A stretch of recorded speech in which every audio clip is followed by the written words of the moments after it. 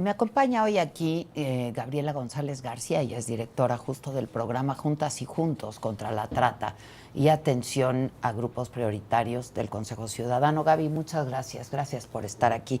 Qué problema tan terrible, ¿no? Al que pocas veces se le da luz. Muchas gracias por la invitación, Adela, y por dejarnos poder mostrar a las personas y hacer más visible este delito de la trata, sus implicaciones.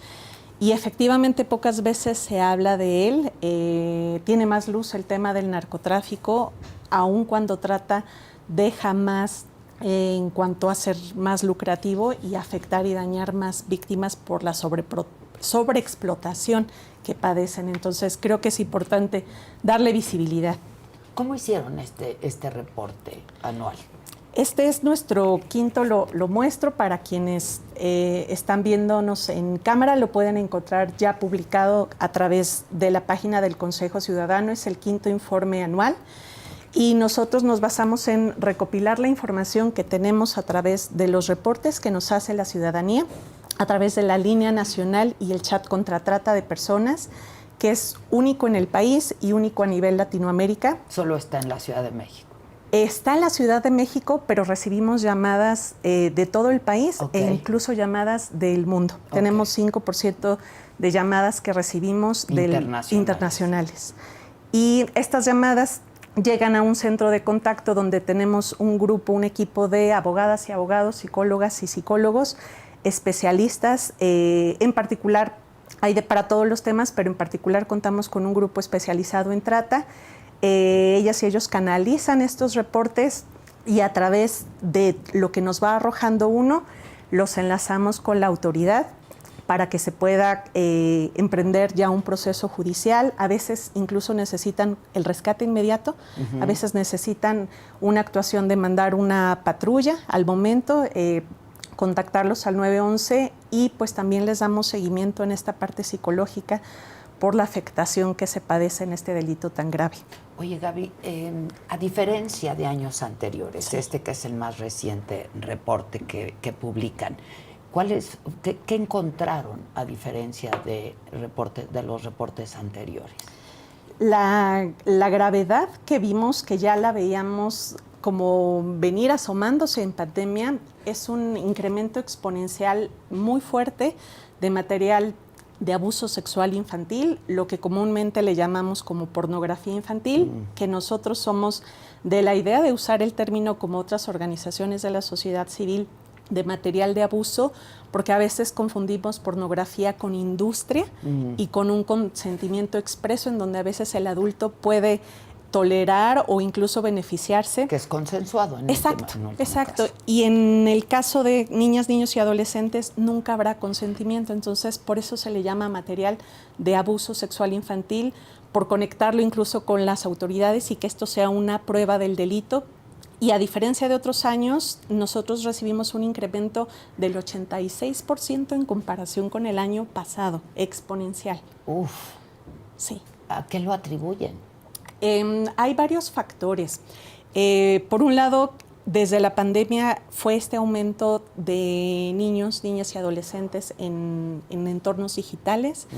El control parental empezó a disminuir y lo que estamos viendo es que en general los grupos de crimen organizado empiezan a desplazarse de actividades. A veces les resulta incluso más peligroso el narcotráfico y entonces empiezan a encontrar en el ámbito de la pornografía un negocio menos riesgoso y mucho más lucrativo. Se han diversificado. Exacto, diversifican y además están protegidos detrás de una pantalla con información cifrada, donde pocas veces pues se puede llegar incluso a dar con ellos. Y México, lamentablemente, sí representa a nivel mundial el 60% de la producción que hay en este material de abuso sexual infantil. ¿Internacional? A nivel internacional. 60%. Sí. Hubiéramos pensado que son otros países, que son ¿no? otros, como en Asia, a lo mejor creeríamos, pero es lo que decimos, en costo, los costos disminuyen y es un material que se puede estar replicando muchas veces, muy lucrativo. Ahora, ¿ustedes sacan este reporte a partir de datos que son proporcionados por pues, la propia víctima de alguna manera, ¿no? Sí.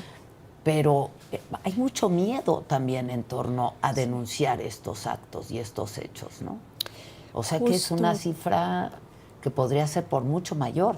Sí, pues mucho mayor. En el caso de entorno digital de estos ilícitos, creemos que es más sencillo el que denuncien. La denuncia siempre en el Consejo Ciudadano se mantiene anónima. Siempre se resguarda la integridad de las personas y en eso les puedo transmitir como toda la tranquilidad para que tengan la valentía de animarse a reportar. Y este tema de las famosas cifras negras, yo creo que lo vemos sí en entorno digital, pero no tanto porque incluso nos llegan a buscar más en esa desesperación de que ya están recibiendo extorsiones. Nos buscan más, por ejemplo, los adolescentes como una red de apoyo. Yo equipararía más el tema de cifras negras en el ámbito de migrantes, que ellos sí no quieren reportar por un tema por de... su condición, por su estatus. Justo. ¿No? Sí. Justo. Ahora, yo decía que tristemente la trata sigue teniendo rostro de mujer, pero también de infancias, ¿no? Es impresionante porque lo vemos en cada reporte y han sido muchos los esfuerzos de gobierno, sociedad civil, organizaciones internacionales en trabajar en esta lucha de género, pero seguimos viendo que la explotación sexual efectivamente sigue teniendo mayor carga hacia las mujeres y hacia infancias. Mencionaba yo un poco el modus operandi, pero ¿cómo funcionan? Porque hay hasta red internacional, hay redes internacionales, ¿no? Sí. Gaby. Nosotros estamos recibiendo muchos reportes, por ejemplo, de chicas que provienen de Venezuela, de Colombia, les prometen un trabajo aquí en México, a hombres también, obviamente en mayor medida mujeres, y les dicen que las van a ayudar, obviamente, a pasar a Estados Unidos. Y lo que acaba pasando es que cuando están ya aquí en México les retienen los documentos y entonces ya les aparecen cuentas infinitas. Al principio les ofrecen, yo te pago el viaje, vente por un trabajo. Y ya que están aquí, por ejemplo, los hombres los enfocan a cobranza ilegítima o esto de cobro de derecho de piso, de que si ellos no lo ejecutan, incluso ellos son los que padecen los golpes o la violencia física, y las mujeres llegando aquí pues se encuentran con que para pagar esas deudas como inventadas tienen que dedicarse a la prostitución. Claro, su cuenta es infinita. Siempre va en aumento, siempre, ¿no? Sí. Hasta castigos, por el alimento. Empiezan a deber alimento, empiezan a inventarles como que cometieron faltas hacia los tratantes y entonces cada día aumenta más el listado de deudas y al no tener el acceso a sus documentos, pues quedan como captivas totalmente. Ahora, ¿hay estados de la República Mexicana donde más se da esto? Pues coinciden nuestros reportes con esta realidad que llegamos a escuchar en medios, ¿no? Los estados de Veracruz, de Jalisco, de Tlaxcala, que lamentablemente se le conoce como la cuna de la trata, Baja California. Hace poco recibimos el llamado de una chica justo de Tlaxcala que comentaba que su pareja, pues primero de este modus operandi la enamora, después la empieza a prostituir, la empieza a amenazar y le estaba diciendo que se la iba a llevar a prostituir a Tijuana, a un bar muy famoso, que allá casi te lo enseñan hasta como turismo estatal, que se llama el Bar Hong Kong. Y ella pidió intervención. Lamentablemente, a veces la propia víctima a veces se retrae. Ya. ¿Por qué Tlaxcala? Porque de siempre hemos sabido que es un estado en donde se origina mucho la trata. Sí, pues son los propios factores socioeconómicos del estado y muchas veces es un tema también de cultura. Vemos nosotros, por ejemplo, muchas jovencitas que a veces salen... tienen pocos estudios, a veces tienen problemas familiares y empiezan a encontrar en la figura del tratante que las enamora como este sueño de es con quien me voy a casar, ¿no? Cuando él está previo a delatar como esta esta identidad de tratante. Entonces, para ellas es una oportunidad de una vida mejor, de salir de estados de marginación, de pobreza, y ellas llegan a caer y la mayoría pues son menores de edad. Mediante engaños todo el tiempo, Exactamente, ¿no? mediante engaños. Y ahí sí quisiera yo destacar algo bien importante que estamos haciendo, sobre todo con el apoyo a estas chicas. Tenemos módulos de atención directamente en las terminales. Además de la línea, como detectamos que efectivamente en las terminales de autobuses norte, sur, oriente, es donde llega la mayor afluencia de tanto niñas, niños, adolescentes, migrantes o hasta adultos mayores, que ahí es el lugar donde podemos tener más incidencia. Entonces, en coordinación con la Fiscalía de Búsqueda de Personas Desaparecidas, hemos generado un mecanismo en donde nos mandan la alerta Amber. A veces incluso denuncian las amistades de las niñas de se fue con el fulanito que conoció en redes sociales y lo va a ir a conocer a México, y entonces buscamos el itinerario de la persona. Con la alerta Amber nos apoyamos con la Canapat y con la gente de la propia terminal, y hemos logrado rescatar varias chicas, varias personas, antes de que se llegue a cometer un ilícito con ellas. Y estoy pensando en las líneas aéreas, por ejemplo, ¿no? Sí. Entiendo que Aeroméxico, estuve hablando con los directivos hace no mucho y me decían que también han trabajado de manera muy conjunta para detectar estos casos, ¿no? La verdad es que Aeroméxico tiene ya protocolos implementados, ha sido muy abierto en permear en su personal estas capacitaciones que hemos dado. Y si tú te subes a un avión, lo primero que encuentras cuando estás esperando abordar son trípticos contra la trata. Y también ellos nos permiten pasar videos, por ejemplo, a los pasajeros, videos donde anunciamos la línea, que a propósito la doy para cualquier persona por que favor, lo requiera. Sí. Es gratuita, es confidencial, es 24/7, es el 855-33-000. Y también nos permite tener estos anuncios en las bahías de taxis, donde hay mucha afluencia, donde justo llega la gente y se va, donde está nuestra línea para poder llamar. Muchas veces es eso, que es gente que no tiene redes de apoyo cuando llega a México. Las chicas que generalmente quedan cautivas por trata dicen tener miedo porque no conocen a dónde están llegando. Entonces, el ofrecimiento de esta línea es, encuentras apoyo. Si aquí no tienes red de apoyo, apóyate en el Consejo Ciudadano. Ese es el ofrecimiento. ¿Qué es el Consejo Ciudadano y qué hace? El Consejo Ciudadano es una organización civil. Nosotros somos ese puente entre toda la ciudadanía y las organizaciones de gobierno en materia de seguridad. Y nosotros fungimos como ese enlace para canalizar los reportes, acompañamos a través de psicólogas y abogados, incluso en los procesos de denuncia. Una víctima muchas veces viene en shock, muy afectada, con este padecimiento de crisis nerviosa, y a veces es difícil que pueda hacer la denuncia. Nadie nos ha enseñado comúnmente a cómo se denuncia, y hay veces que se cae porque una declaración no se hizo correctamente o porque no se aportaron los suficientes elementos. Entonces, nosotros tenemos en el Consejo Ciudadano abogadas y abogados que ponemos a disposición de las personas que pidan el acompañamiento. Ellas y ellos pueden ir con la persona a generar el proceso de denuncia, y también tenemos ese apoyo de psicólogos para que exista esta contención y posterior a la denuncia también puedan llevarse a cabo unas terapias gratuitas en el Centro de Recuperación Emocional que tenemos a disposición de la ciudadanía. Y me imagino las historias que no has de haber escuchado y visto. Sí, a veces te da impotencia de querer hacer más, y por eso es que este reporte para nosotros es eso, un llamado de acción.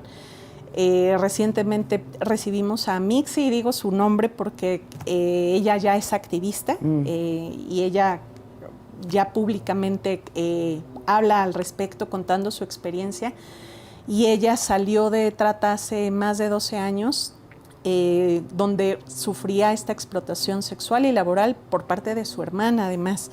Uf, y siendo una niña. Una niña, una adolescente, una menor de edad, valiéndose en culpas, ¿no? En meterle miedo, en meter esta carga emocional. Muchas veces hay esta manipulación. Lo que observamos es que hay veces que es la propia familia la que es la tratante. Y lo bonito de este caso y con lo que yo me quedo es que ella fue rescatada por un chico que trabajaba en un hotel como camarista. Y algo que rescato mucho es el valor de la acción. El chico la ve en una posterior a un acto que tuvo con un explotador sexual y él la ve mal, la ve golpeada y ella nos refiere que fue la primera persona que le dijo, ¿estás bien? Y en el momento que este chico le dijo, ¿estás bien?, ella cobró noción de que soy un ser humano que merece estar bien, claro, ¿no? Porque claro. a veces juegan tanto con su psique que les hacen creer que no vale nada, que lo merecen, que a nadie les importa. Entonces, el trabajo con víctimas empieza mucho desde el empoderamiento para que recuperen y reconfiguren su propia historia. ¿De dónde es ella?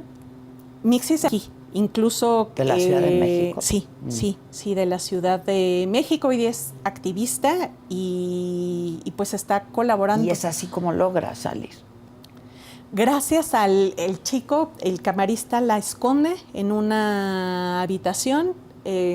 Hasta el día siguiente la acompaña a la fiscalía a denunciar y gracias a eso ella logró salir. Entonces, ¿cuántas y cuántos llegan a denunciar? ¿Qué porcentaje, digamos, llega a denunciar? Se cree que de 100 delitos en trata, 12 denuncian. Nada más. Y ahí lo que sí me gustaría destacar es la responsabilidad que tenemos nosotros como ciudadanía, porque a veces creemos que todo es responsabilidad de la autoridad, cuando la autoridad es el último eslabón de la cadena. Y en realidad, antes de llegar a ese proceso judicial, hay mucho que podemos hacer, como no ser indiferentes, ¿no? Reportar.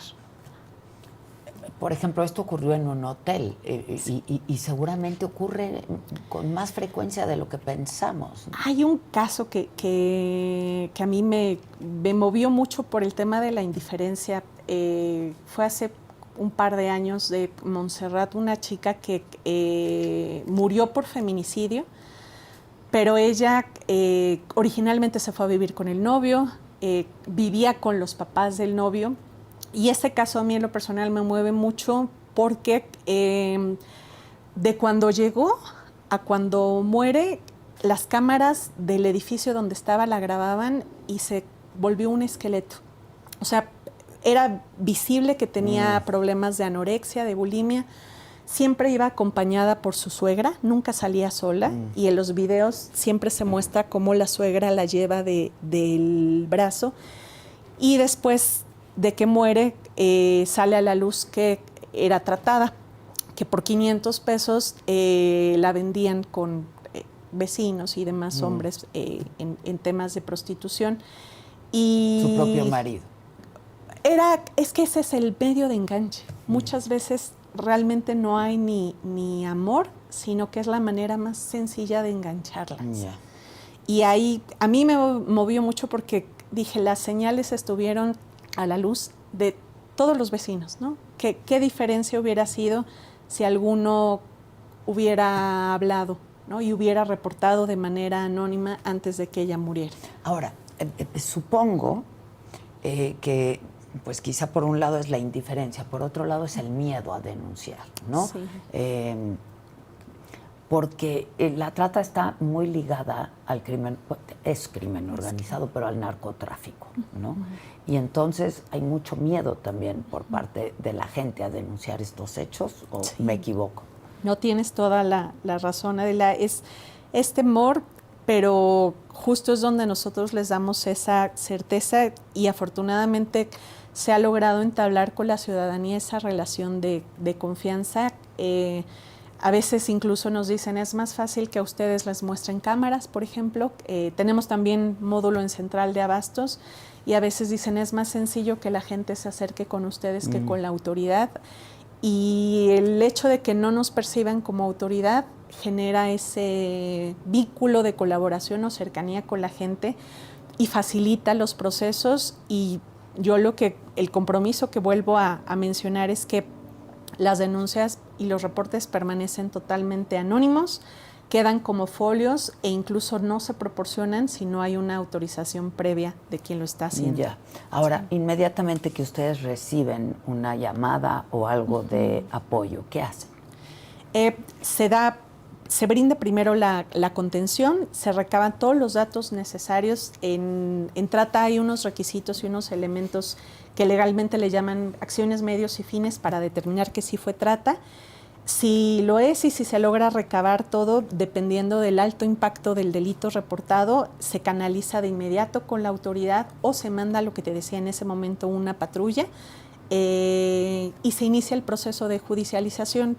Tenemos ahí un caso... Supongo que es inmediato, ¿no? Sí, es inmediato. Hay un caso que tuvimos, fue anónimo, igual fue una denuncia anónima de un pederasta que estaba prostituyendo a unos hermanos y estaba difundiendo el material justo de abuso sexual, y en apoyo de las autoridades, antes CONACE, que hoy día ya tuvo un cambio y ya otra vez está como una unidad dentro de la Secretaría de Protección y Seguridad Ciudadana, se logró hacer un operativo y se pudo detener a esta persona. Entonces, son los casos que logramos ver de inmediato un resultado. Hay otros que llevan más tiempo, y nosotros ya como Consejo Ciudadano ya muchas veces pues no llegamos a saber la conclusión, porque lo que nos compete jurídica, es legal, jurídica. Digamos. Sí, esa ya parte es de la autoridad, pero sí nos aseguramos de generar ese primer contacto del ciudadano. Supongo que lo primero que hay que hacer es separar a la víctima, ¿no?, del victimario.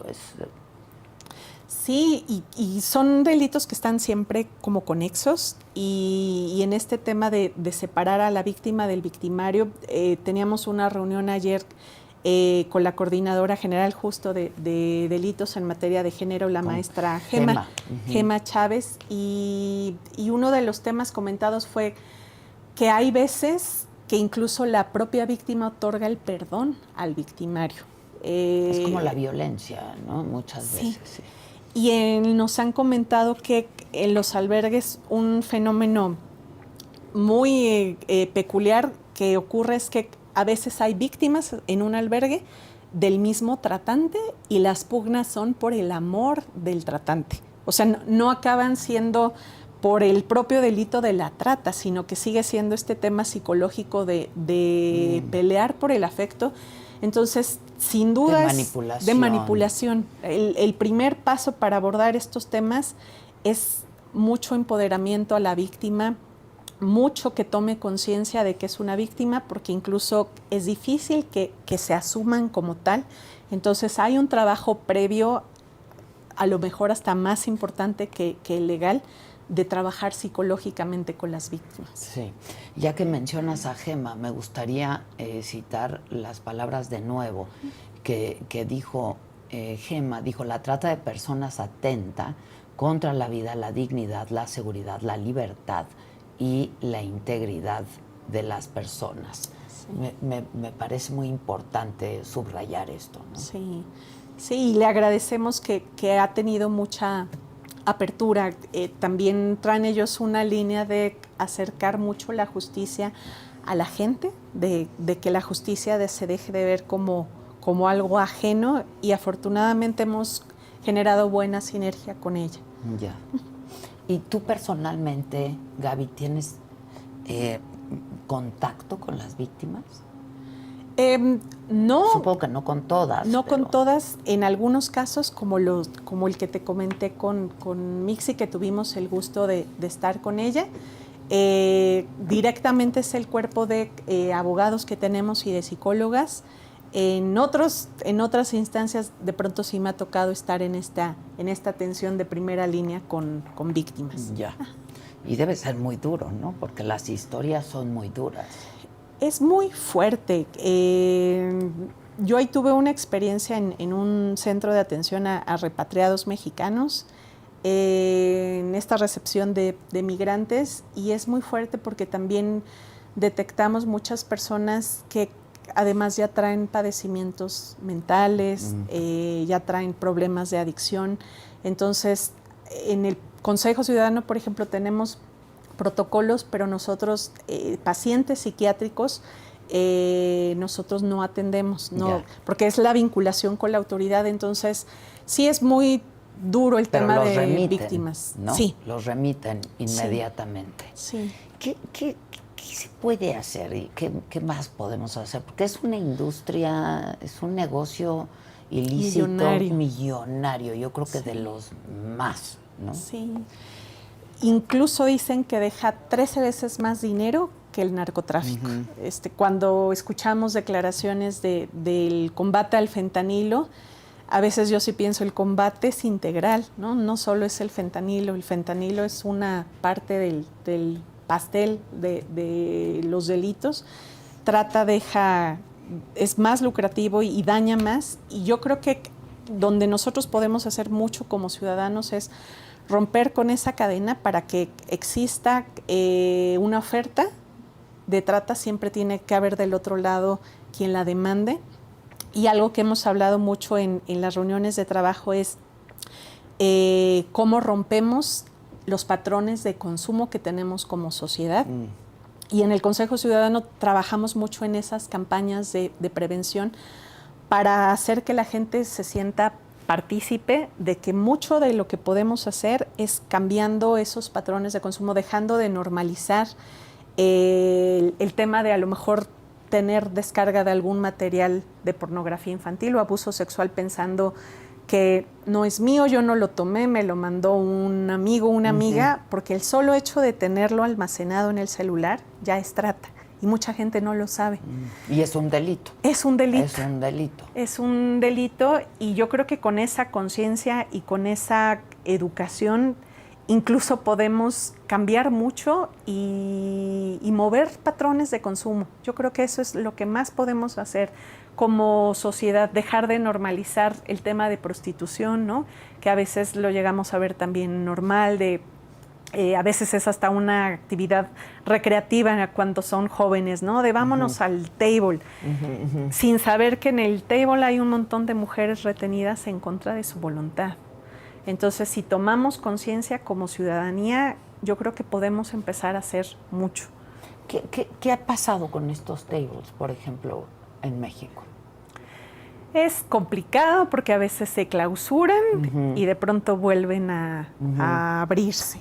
Es un tema complicado y a veces se llegan a valer de ciertas mañas, ¿no? Como el hecho de que las chicas bajo amenaza digan que ellas están ahí de manera voluntaria. Entonces, yo creo que es mucho... Pero les retienen hasta el pasaporte, ¿no? Sí. Cuando no son mexicanas. Sí. Eso, y siempre está la amenaza de que van a dañar a su familiar en su país de origen, ¿no? Siempre es como tú hablas con la autoridad y a tu familia le pasa algo. Sí, es la amenaza, la extorsión, el abuso de todo tipo, ¿no? Sí. Ustedes atienden, por supuesto, a estos grupos vulnerables, ¿no? Que son, pues, las víctimas de violencia familiar, los migrantes, las mujeres, los niños, la adolescencia, ¿no? Justo. Y también el año pasado, el mes pasado, fue el mes de la comunidad. Y también la atención... También es otro grupo que también es material de abuso, como dices, sí, ¿no? Sí, muy afectado, y pues de eso se valen los tratantes, ¿no? De las vulnerabilidades, y hay cosas que también se pueden hacer desde casa con apertura y diálogo hacia hijas y hijos y adolescentes, ¿no? Lo que te decía al principio, que hay gente que sale fugándose de su casa porque no encontró ahí la contención, ¿no? La protección. Entonces, pues papás y mamás cuiden a sus pequeñas y pequeños, y desde el hogar lo que consumen sí. ¿no? Y hoy es muy fácil activar los controles parentales, ya hay muchas aplicaciones y puedes configurar privacidad, ¿no? En los juegos también puedes generar que estén los niños jugando, pero que no se les vea el rostro. Sí. Ya, eso es importantísimo, claro, sí. claro. ¿Puedes repetir, Gaby, Claro que sí. sus líneas de apoyo y las maneras en las que la gente puede ponerse en contacto con ustedes? Muchas gracias. Está el reporte para la consulta. Lo pueden ver a través de nuestra página de Consejo Ciudadano. Estamos también en Instagram, estamos en TikTok, estamos en X. Y la línea nacional y chat contra la trata de personas es gratuita, confidencial, 24/7, disponible para todas y todos en el 800-5533-000. Fíjate que aquí en el chat pusieron una encuesta y dice, ¿qué crees que es lo más grave en el tema de la trata de personas en México? La complicidad de autoridades, el silencio social y mediático, la corrupción que la permite, la falta de justicia. Yo creo que es un poco de todas, ¿no? Un poco de todo. Sí. Y las víctimas, incluso ahorita que mencionabas las categorías, he escuchado testimonios donde dicen, más allá del enojo de ver pasar al policía que no hizo nada, me enojó ver a la gente que me veía y no hizo nada. La indiferencia, ¿no? Siempre. Entonces hay un lema que nos puede tocar a todos. Ya no podemos estar indiferentes ante estos temas, ¿no? Hay un ejercicio que pone una asesora especialista en trata que mueve mucho a la gente, se llama Nelly, y es un ejercicio en donde empieza a hacer preguntas acerca de cuántas veces hemos buscado el amor y hemos sido capaces de hacer cuestiones de meternos apps de citas, ¿no? Y entonces, de algún modo, vamos como palomeando, ¿no? De qué has sido capaz de hacer con tal de lograr el trabajo de tus sueños, ¿sí? ¿No? O de darle a tu familia una vida mejor o de emigrar. Y cuando empezamos a conectar con ese tipo de necesidades y de decisiones, nos damos cuenta que todos somos propensos a caer en trata, porque compartimos como seres humanos, por supuesto, mismas vulnerabilidades. De abusos, sí, claro. Sí, por supuesto, y de necesidades necesidad de afecto. Humana. Sí. Oye, ahora que hablábamos ya rápidamente, Gaby, de la corrupción, la complicidad de las autoridades, ¿qué está haciendo la autoridad para evitar esto? Pues en Fiscalía, por ejemplo, de búsqueda de personas desaparecidas, les digo que ahorita generamos un esquema en conjunto que a mí me ha impresionado la agilidad, porque incluso a través de mensajes muy rápidos hay esta coordinación de esta persona está desaparecida, trae alerta Amber y de inmediato se activa un protocolo. Yo veo que incluso están buscando actualizar las maneras también de operar, y así como el crimen organizado ha intentado reformular su operación, yo veo que sí están haciendo una reformulación de estrategias para combatir la trata en estas nuevas modalidades. Y pues también el Consejo Ciudadano forma parte de la Comisión de Honor y Justicia, en donde cualquier comportamiento inadecuado de policías o de también de algún MP puede ser denunciado por nuestra vía. Gaby, pues muchas gracias y gracias por la labor que hacen. Este es un foro abierto para que siempre estén aquí y hablemos del tema las veces que sean necesarias. Muchas gracias. Gracias por tu compromiso. Al contrario, gracias, Gaby. Oigan, ayer compartí con ustedes una entrevista que hice con un periodista que se dedica a reportar y a investigar casos del crimen organizado. Él mismo se llama un narcoperiodista en ese sentido, ¿no? Él es británico, lleva más de 2 décadas viviendo en nuestro país y ha hecho mucho trabajo al respecto. Es Joan Grillo, y esto es parte de lo que les presenté ayer. La entrevista completa, por supuesto, ya la pueden ver en nuestras plataformas. Y entrar a este mundo, y al principio fue algo interesante, fue a cubrir, conseguí un trabajo con el Houston Chronicle, Houston, Texas. Y me mandaron a cubrir en Tamaulipas, cuando estaba arrancando la guerra entre los Zetas y el Cartel de Sinaloa, en Tamaulipas. Ahí, cuando llegando ahí, y empecé a ver los cuerpos y a ver las balaceras, y ver muchas cosas bien loquillos. Ocurre que en aquel tiempo lo mandan unos pandilleros, el Cartel de Sinaloa, allá a Tamaulipas. Y los Zetas